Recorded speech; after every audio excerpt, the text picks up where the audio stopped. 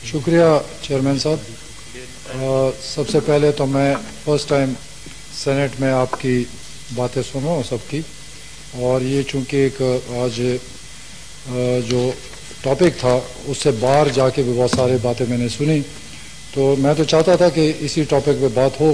तो मैं आज सेनेटर साहिबान को सबको खैरात तहसीन पेश करता हूँ कि जितनी लंबी बात आप करते हैं, मुझे इतनी लंबी बातें नहीं आती, लेकिन शॉर्टकट में बात करूँगा।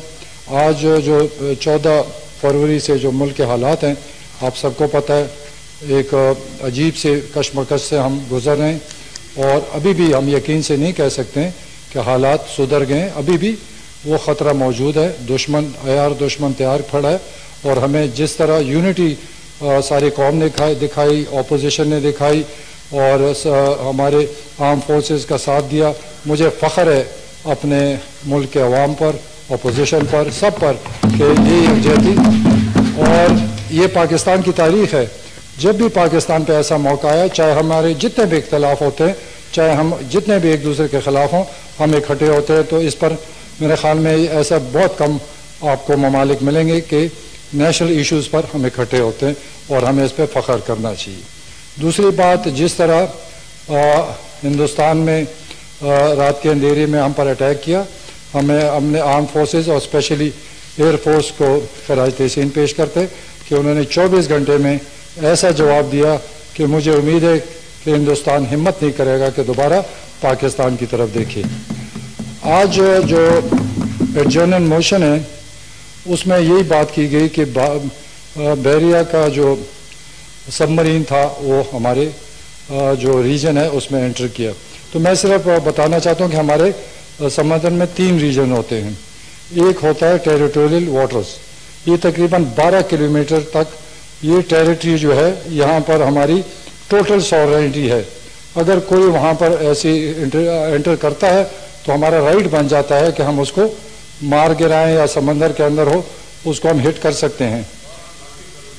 हाँ, वही 12 नॉटिकल माइल ऑफ कोर्स। तो फिर उसके बाद दूसरा है कंटिजियस जोन, जो उसके मलहा का इलाका होता है, तकरीबन 24 नॉटिकल माइल्स होते हैं।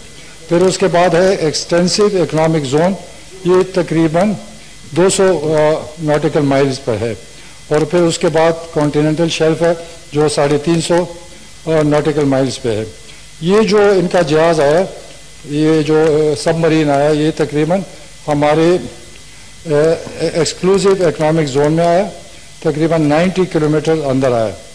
और ये बहुत बड़ा कारनामा है कि आप सबमरीन को डिटेक्ट कर सकें। ये बहुत कम होता है कि एक सबमरीन आती है और कोई उसको डिटेक्ट करे और उसको वार्न करे।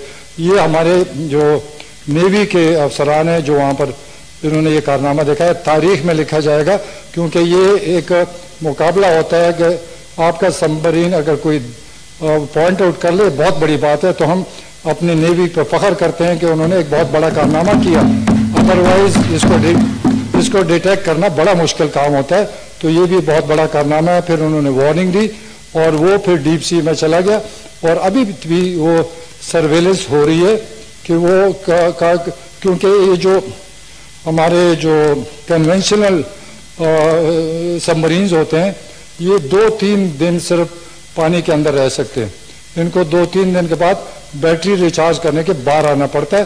तो हमें इंतज़ार है, अगर वो हमारे पानी से निकलेगा तो डेफिनेटली उसके खिलाफ एक्शन लिया जाएगा।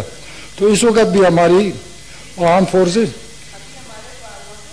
नहीं, अभी तो मतलब चूंकि हमारे इंफॉर्मेशन में वो डीप वाटर्स में चले गए और हो सकता है वो निकल गए हों, लेकिन हमारे फोर्सेस, हमारी नेवी रेडी बैठी है कि अगर हमारे आप पानी में मौजूद होगा तो उसको फॉलो कर रहे हैं। इंशाल्लाह ताला अगर निकला तो डेफिनेटली उसको उस पर अटैक किया जाएगा, जो मुझे उन्होंने इंफॉर्मेशन दी है।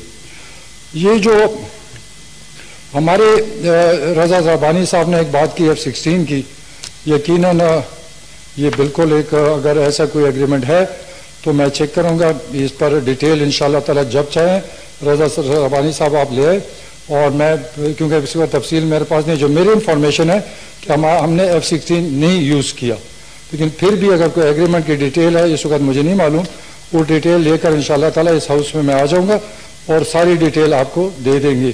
तो इस वक्त जो हालात हैं बहुत टेंस हैं और हमारे जो मुखालिफिन हैं उनकी जितनी नेवी है वो हमारे बॉर्डर्स पर बिल्कुल खड़ी है तैयार। हमारी जो नेवी के हैं वो भी तैयार खड़े हैं और वॉच कर रहे हैं एक दूसरे को, कोई सोया हुआ नहीं है, सब एक्शन में है। इस वक्त हमारा एयरफोर्स एक्शन में है, 24 घंटे एक्शन में है, हमारी आर्मी 24 घंटे बॉर्डर्स पर पूरा एक्शन में है। और अल्लाह ना करे कि कोई हमारी तरफ बुरी आंख से देखे, लेकिन अगर हम हमारी गवर्नमेंट ने ओपन अपने आर्मी आर्म फोर्सेस को अलाउ किया हुआ है, अगर कोई हमला करेगा तो इंशाल्लाह उसका जवाब जैसे एयरफोर्स ने दिया था उसी से ज़्यादा ताकत से देंगे। तो मुझे यकीन है कि इस वक्त हमारा मुल्क सेफ हैंड्स में है और एक क्लियर पिक्चर सामने है, क्योंकि सारी कौम खड़ी है, अपोजिशन खड़ी है, सारी असम्बलियाँ इकट्ठी खड़ी हैं। तो जब फौज के साथ सारा मुल्क खड़ा होता है तो उनका मोरल भी अप हो जाता है। तो इंशाल्लाह ताला मुझे यकीन है कि ये गलती हिंदुस्तान नहीं करेगा। ये सिर्फ उनका एक सियासी स्टंट चला रहे हैं। उनका इलेक्शन हो रहा है, इंडिया में इलेक्शन है, वो अपना इलेक्शन जीतने के लिए एक ड्रामा रचाया हुआ है और सारे दुनिया को हलचल में डाल दिया है।